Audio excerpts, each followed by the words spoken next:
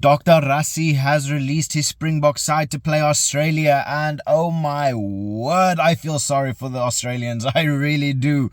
There must be when they see the squad, there must be a deep pit of anxiety and depression that is going to be going through their mind and through their heart and through their soul, because Rassie has not gone easy. He has not said, you know what, let's do a bit of rotation.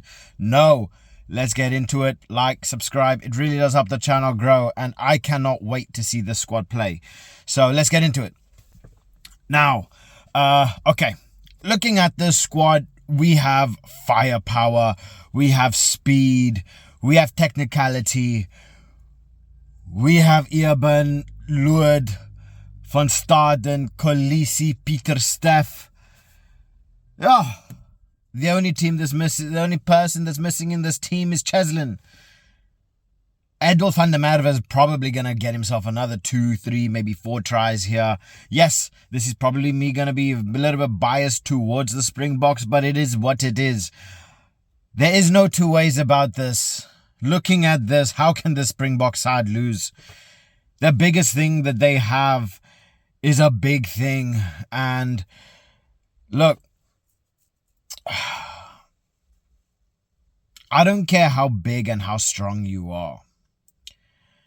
When you're up against the likes of Lued de Jager, which I'm not even 100% convinced on Lued. You have Eben Etzebeth, and then you got Marco van Staden. Will Skelton, he can try whatever he wants to try. Rob Valentini, he can try whatever he wants to try. This is not going to be an easy test for them. I'm not going to say it's going to be an easy test for the Springboks. By no means is it going to be a hard-fought test. But I guarantee by the 50th minute, these Australians are going to be so tired, their legs are going to be on fire.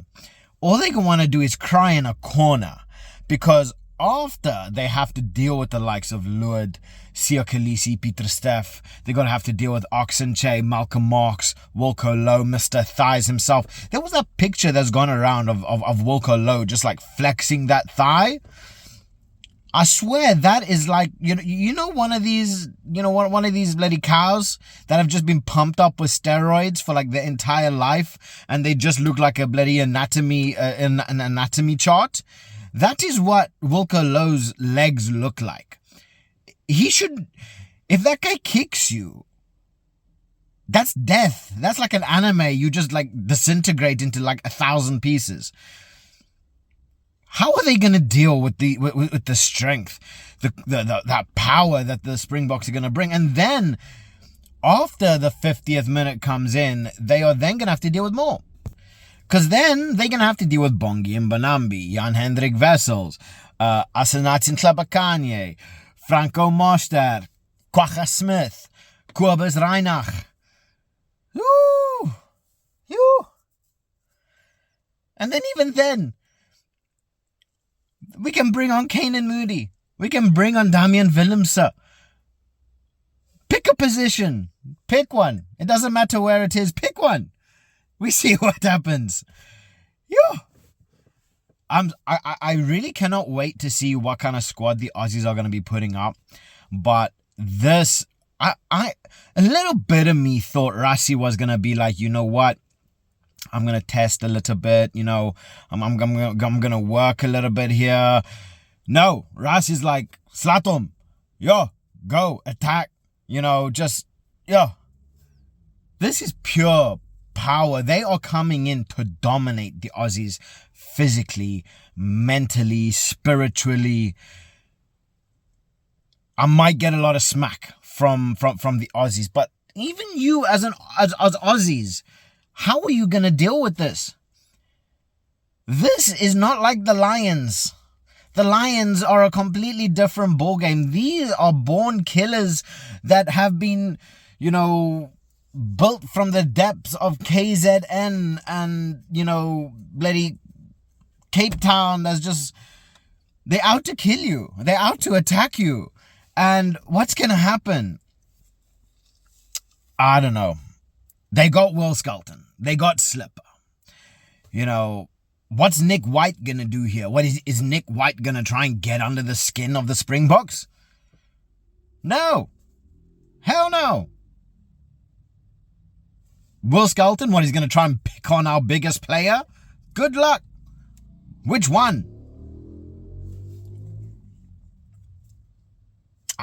I can only see one. I can only see one result out of this, because even then, Grant Williams is playing at 9. Mani Libbok, he's playing at 10. He's probably our best outright in play 10, in my opinion. His kicking, I'm still very about. I don't trust his dead ball. I don't trust his conversions. But we can give that elsewhere. We can really give that elsewhere. That's fine. But his kicking has been improving. I gotta give him that. His kicking has been improving. I'm not gonna lie. I'm a little bit more confident when it comes to that. Would I say Rugby World Cup, give him the ball? No. But Australia, can we afford to have a couple conversions or have a couple penalties missed? Potentially. But he's actually been really, really good in play. He's very, very quick. He's got the mind. He's tactically astute. So yeah, anything but dead ball positions, please. But even then, Damian Dialende, he hasn't made it. He hasn't made the squad. Put in Andre Esterhuizen. Yeah. And guess who's his partner? Jesse Kriel. Jesse Kriel. South Africa has ridiculous depth. Like, I did a depth of a video on depth for the Springboks, and they are so stacked. And then you wonder how the Springboks can compete at the highest level throughout the year, especially in a World Cup year. Yes, we have a big talent pool, but you can have the biggest talent pool that you want. Look at England. England have a very big talent pool. Are they like the Springboks? Hell no. Hell no. I don't know. This Doc, go easy on them. I'm telling you, this is like, it's not right. Just give them a break, please. They just come through a good win over the Lions on the third test. Don't give them a break. I don't know. This is. I'm excited for this game, but at the same time, I'm worried for the Aussies. And like I said, I'm gonna get smacked from them, but I don't care. Look at their squad. I can't imagine there are gonna be many Aussies that would disagree with me, honestly, and say that the Aussies have a good shot at coming away with a win with this. If ever there was going to be a way that I could have potentially seen the Aussies coming away with a win, would be is A, if Rassie experimented a little bit, and B, to kind of catch the Springboks off guard, right? To catch him off guard, to have him thinking, and kind of surprise them. Come out early gates, get as many points on the board, and then try to work their magic. I cannot see that happening with this. The Springboks are going to dominate them. They're going to force the lineouts. They're going to force scrums. They're going to force that pressure on them. They have to deal with Malcolm Marx, Oxenche, and Wilco Low for at least 50 minutes. And then have Bongi come on. And then have Jan-Hendrik Wessels come on. Like, seriously, people. This game is going to go one way. One way only. But hey, maybe I'm being super biased here and you think I'm being unfair. The Aussies have a right to this game. They're coming to the Springboks home. They coming on soil, like our home territory. And then Rassie goes and gives you this squad.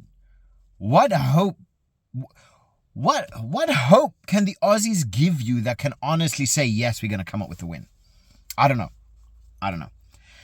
But look, let me know what your thoughts are. Please like, subscribe, and let me know what your predictions are. I'm going Boks by 10. If you know, you know.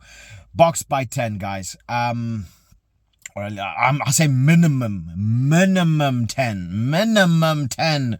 We could see this go 30-40, but minimum 10. Drop your thoughts in the comment section below, guys. I'll catch you later.